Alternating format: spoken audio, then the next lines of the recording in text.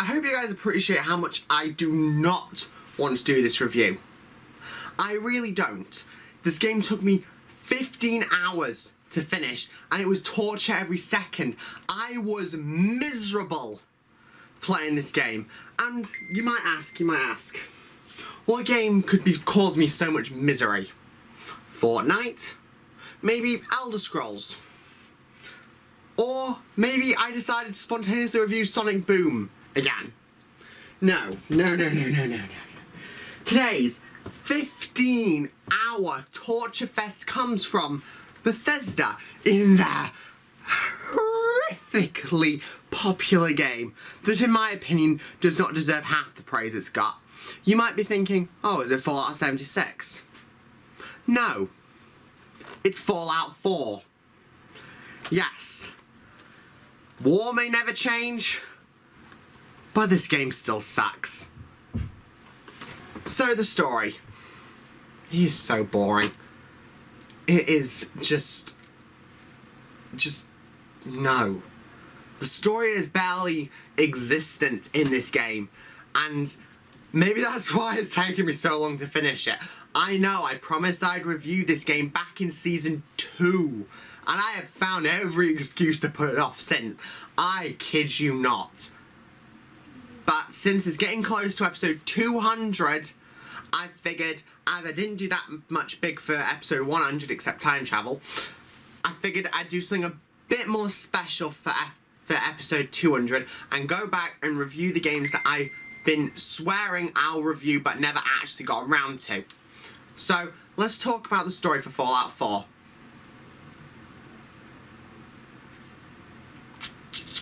Well, the story can be actually told in 15 minutes.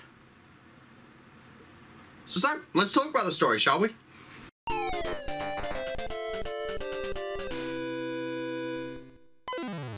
Oh, my turn, big guy. So, the story. The story for Fallout 4 is very light. It's not really that interesting. There's not much content. It's just a very simple, basic story, which is your character, after going through, might I add, a very, very light character customization. Nothing like Mass Effect, or really even its predecessor, Elder Scrolls. It was a very light character creator with not very many options when customizing your body type, or anything really. Well, your character must find her son in the wasteland after being suspended in animation for 200 years, where she finds the Commonwealth, her home, his or her home. Their home has changed for the worst after nuclear annihilation. And that's it. There's also the Institute, the Minutemen, the Iron thing, the Raiders, just a lot of different factions, all competing for what few resources there are. And aside from the choice of which faction you side with, there's not very many options. If anything, the story feels very padded. Very padded. To the point of, before you're even allowed to progress in the story, if you choose the Minutemen side, you have to go through about 10 to 15 missions of helping the Minutemen before you even attempt to go after the Institute. But that's really it for the story. I really wish there was more to do in terms of story missions in Fallout 4. There aren't even any end credits. But let's talk about the presentation. Very lackluster for the next generation of consoles. It seems very similar to Fallout 3 graphically, and I wish there was more. I'm not gonna lie, graphically I wish there was more. I had to use a graphical updates mod to make it even look semi-presentable. But still, it's not very graphically pleasing. The world is really huge with varied locations, but they all have the same kind of drab and depressing feel, which I understand it's a nuclear wasteland, so there's gonna be depressing feel, but I'm talking about even in points when you're meant to feel hopeful, you still feel this overwhelming feeling of depression while playing throughout Fallout 4. Even when in Diamond City, where you're supposed to feel the sense that humanity is surviving, I felt really down and depressed the whole way through. It was not an enjoyable experience in the least. I really felt bad the whole game. It was not fun to watch or even look at the game, because everywhere you turn, there's not a single point in the game when you can feel like, okay, humanity is surviving. The whole way you're feeling, oh my god, this is just depressing. That's the story. But that's all for the presentation. Let's move on to the gameplay. The gameplay is where it's supposed to shine. But Fallout 4 fails in many aspects. It's incredibly glitchy for one. I started off trying to keep a little counter, because in all my reviews I write down any graphical or gameplay glitch that I discover. I couldn't.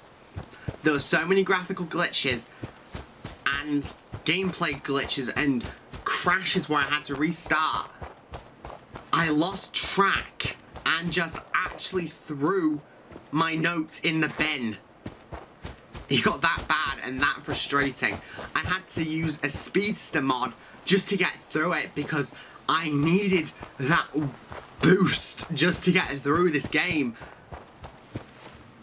And that's it. It's just a very dull first-person, third-person RPG shooter with very little else. There's the settlement building, but it's very low on options. There's not much to do in these worlds, in these little very, very, very restricted areas where you can actually build settlements. In fact, again, the world is so depressing, I didn't even want to. I felt like I should let humanity go extinct for the sake that I'd be doing them a favour. Yeah, it's that depressing. And the first person shooter, yeah, there are a lot of guns. A lot of guns. But the limited amount you can hold really restricts your playstyle to what you're comfortable with. And the character trees, you only get one skill point per character upgrade, per level up. So again, you're kept on a very restricted path that really discourages variation in gameplay. Now the mods are really, really, really good. Props to them adding mods in an Xbox One title. Well done, Bethesda. But still, the power armor, which is meant to be this big thing in the game, I rarely, if ever, used. Because the points where you can use it is really slow, methodical, and not even that protective. So I just stuck to the radiation. I just took that radiation like a boss. But enough for the gameplay. Let's move on to the final level. I've never had this phenomenon before in a game. Ready when you are. I'm not gonna lie. I have never had a game Alright, Sturgis. trick me Fire it up. to the point where I didn't believe that this was the final level. To get out of here? Thank you for your cooperation. I mean, Absolutely. the final level is, Let's get the hell out as of the here. Minutemen, I You got played the it. Minutemen I'm gonna playthrough. teleport you to the detonation site. You then set it to shoot the kid here back at the go castle. to the And you Institute, press that button either extra wipe hard everyone when you get out, there. See you on the other or side. let them go. I was expecting some big plot twist, some big, like, choice between Sean, who you find and turns out the head of the Institute, and your character. I thought there was going to be this big final choice, whether you could save Sean or kill. Or, you know, kill him and let the Institute burn. But really, the only strange choice was this point when a synth, or actually Sean, comes up to you and begs for you to come with your character, which I chose to have him with me, seeing as I was going to blow the Institute up anyway. So I figured, why the hell not? And then you blow up the Institute in a giant explosion, and then the game just goes on. I'm not joking, I had to look up on a wiki whether this was actually the final level or not. Because all that's left is a cutscene that just reiterates the whole war never changes thing. And that's it. That's genuinely just it for the story. And that's why my final rating for Fallout 4, it's a 4 out of 10. It's slightly below average. If you're not looking to get depressed, do not buy this game.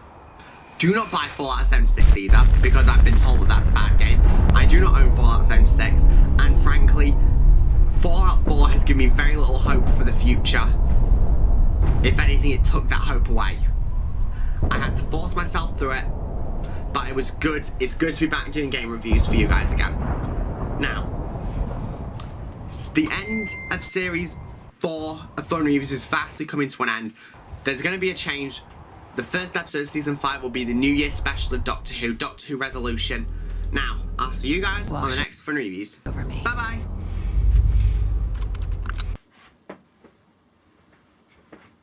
What? Are we rolling or something? Oh, it's an outro, right. Thank you guys so much for watching. If you enjoy it, click here to check out more of my videos. Click here to watch the current season of FunReviews, and click here to check out the complete series. And I'll see you guys next time. Bye bye.